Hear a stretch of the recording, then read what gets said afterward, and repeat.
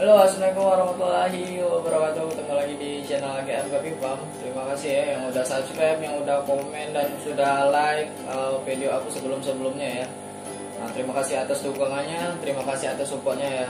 Nah, hari ini kita nggak bakal nge-review di farm orang atau kita nge-vlog di farm orang. Kita hari ini bakal kasih tips and trick nih bagi para pemula yang ingin mau terjun di ikan gapi. Kan kebanyakan para pemula tuh kan bingung kan. Ini kok ikan gapinya yang baru seminggu, baru 2 minggu, kok cepet mati. Nah, hari ini kita bakal kasih tips and trick ya. Yang pertama tuh untuk para pemula ya, untuk para pemula bukan untuk para master.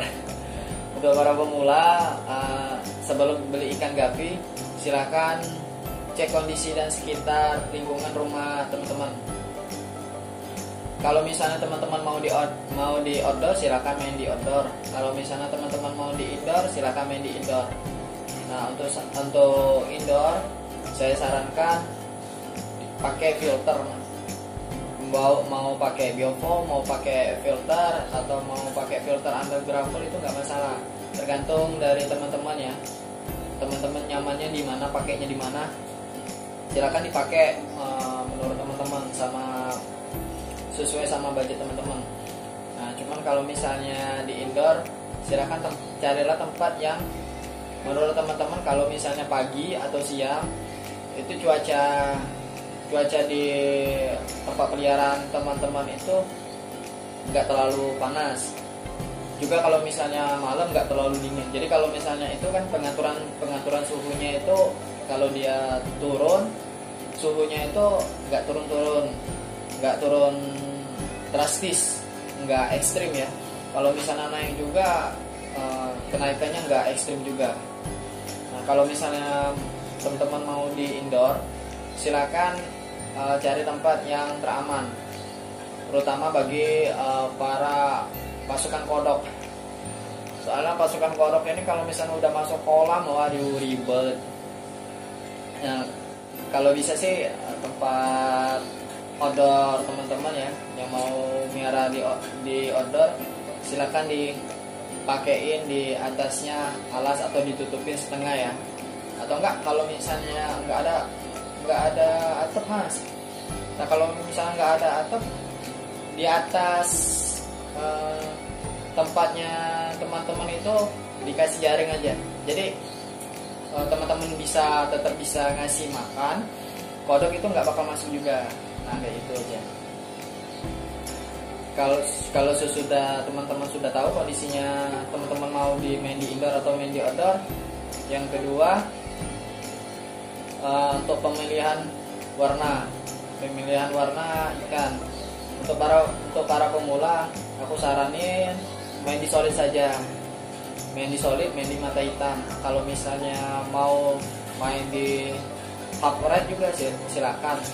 Misalnya HB kan, HB itu kan ada HB red, HB white, ya silakan, nggak apa-apa, nggak masalah. Cuman kalau menurut aku sih lebih baik main di solid aja untuk mata hitam. Misalnya ikan yang paling menurut aku paling tebal itu ikannya black musco. Nah, habis itu juga untuk kebanyakan black musco anakannya nggak bakal pecah dari warna black. Memang kalau misalnya kita inbreed atau persilangan sedara ya, kawin sedara terus, dia memang hitamnya bakal memudar, tapi nggak pernah keluar corak, kecuali kalau ketika dia masih remaja itu udah digabung sama corak, itu pasti keluar corak. Cuman kalau misalnya dia digabung dengan black musco, tetap anakannya tetap black musco. Cuman kalau misalnya perkawinan sedara itu pasti dia untuk warna solidnya itu pasti berkurang, warna hitamnya itu pasti berkurang. Nah, yang ketiga pilihlah ikan sesuai sama budget teman-teman. Nah, jangan kayak gini teman-teman, bukannya saya menggurui atau apa. Kan kebanyakan yang para pemula ini kan lihat postingan di Facebook, wah ikannya, terus lihat postingan di Instagram, wah ikannya, habis itu lihat postingan di Twitter, wah ikannya, pas ditanya, wah harganya nggak sesuai sama kantong teman-teman. Nah, jadi untuk tips yang ketiga ini, silakan beli ikan sesuai sama budgetnya teman-teman. Jadi kalau misalnya budget teman-teman itu ada 100 atau 150 atau 200 atau 250 ya, ya bisa dibawanya atau bisa dinaiknya lah. Ya sesuaikan sama budget teman-teman. Jadi enak kan kalau misalnya ditanya sama teman-teman di Facebook, misal ya di Facebook, Mas ikannya ini saya mau ikan jenis A misalnya atau jenis B, saya ada budget sekitar 100 sampai 150, dicariin Mas, saya pemula, kan nggak apa-apa, lebih baik begitu daripada kita ya banyak tanya nggak taunya budget kita tuh nggak sesuai. Kan saya kasihan juga kan untuk para breeder kan, karena juga para breeder ini kan juga pasti ada value-nya lah. Nah, kalau sudah semua silakan teman-teman beli. Nah, yang untuk keempat, pakan. Nah, untuk pakan itu teman-teman ya, dia ada dua pilihan. Yang pertama pakan buatan.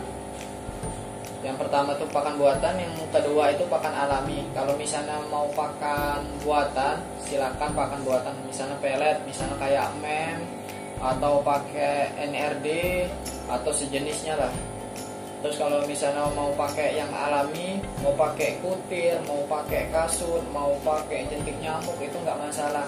Yang penting ketika untuk pakan alami itu kan tempatnya bermacam-macam ya. Ada yang dapat dikutir tapi tempatnya yang berminyak. Yang menurut aku dibersihkan dulu. Kalau bisa sih pakai metallic blue dulu ya. Jadi ditetesin dulu. Ketika untuk dimasukin di ikan gapinya nggak bakal sakit. Nah kayak itu. Kalau misalnya untuk pakan buatan, misalnya kayak pelet kan, pelet itu kasihnya nggak usah banyak-banyak. Karena ikan gapi, menurut aku ikan gapi itu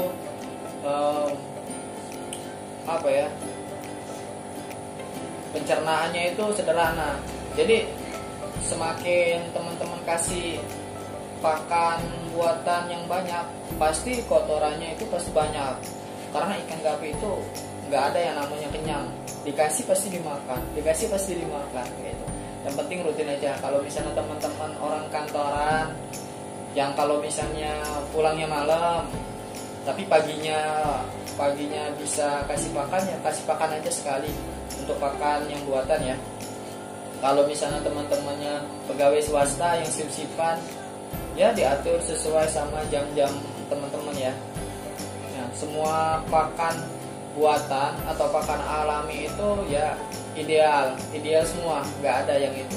Cuman untuk minus pakan buatan itu, yang pertama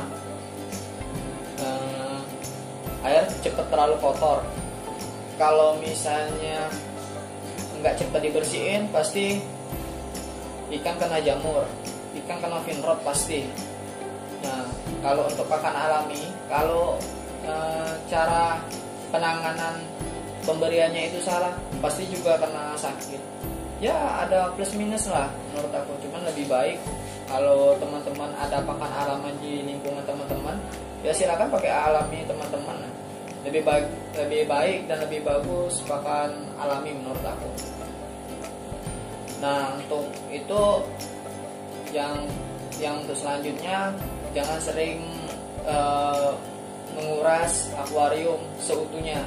Jadi gini loh maksudnya, kalau misalnya mau bersihin akuarium atau mau bersihin air, pakai nggak apa-apa. Yang penting dibuang aja seperempat atau setengah air, terus diisi lagi dengan air endapan yang baru. Apalagi air PDAM. Air PDAM itu tergantung sama lokasi teman-teman.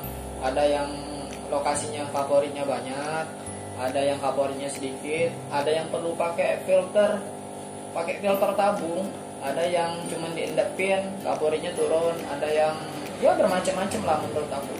Nah itulah sebelum dari pelihara ikan gapi, lebih baik ya ditelusurin dulu ini airnya gimana, terus kondisinya tuh gimana. Jadi ketika teman-teman bisa mau merawat ikan gapi itu ya masalahnya itu sedikit, pasti ada masalah. Setiap breeder itu pasti ada masalah, pernah mengalami masalah pasti.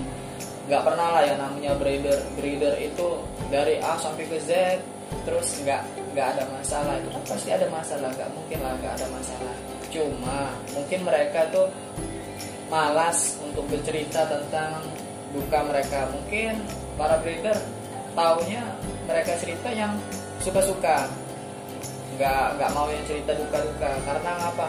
Ketika para pemula mau belajar di ikan gapi, kalau misalnya diceritain duka-dukanya, pasti nggak mau lagi, pasti nggak mau lagi belajar di ikan gapi, nggak mau lagi, aku yakin. Karena itulah yang disebut dengan ketakutan ya, mental block. Nah kalau sudah situ, untuk pembersihan akuarium ya silakan itu aja. Nah itu dirutinin aja teman-teman ya untuk pembersihan akuarium. Atau enggak kalau misalnya teman-teman nggak mau bersihin akuariumnya ya disifon aja.